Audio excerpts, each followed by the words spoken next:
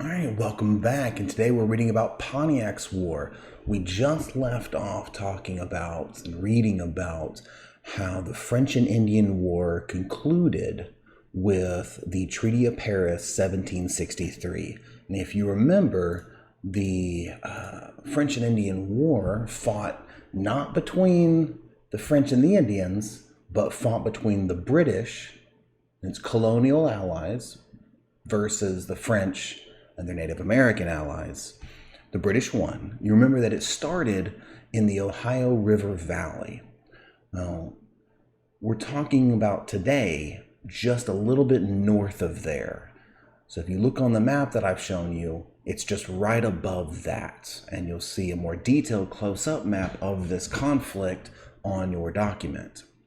It's right there. With the Treaty of Paris, that land was now permanently part of Great Britain. It's now permanently part of the American colonies.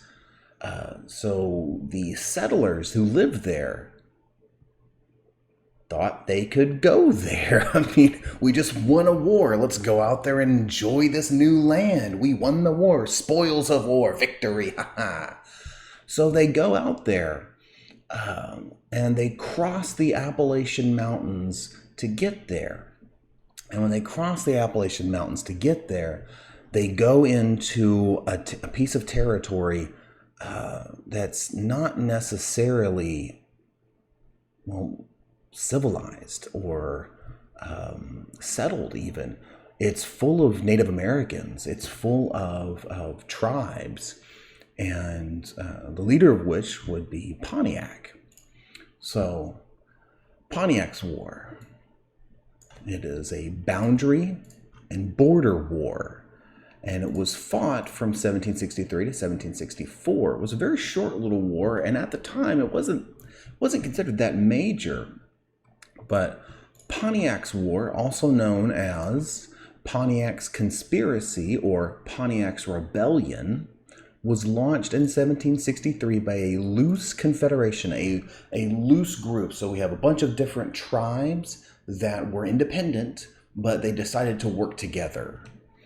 They were American Indian tribes, primarily from the Great Lakes region, the Illinois country, and the Ohio country, who were dissatisfied with British policies in the Great Lakes region following the French and Indian War, which lasted from 1754 to 1763.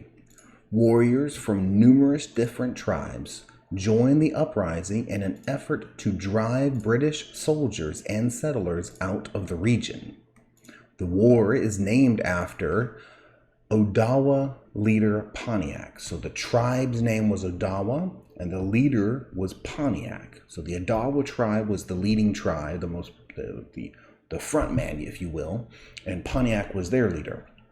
And they're the most prominent of many Indian leaders in the conflict. So it was the most authoritarian, the most on top.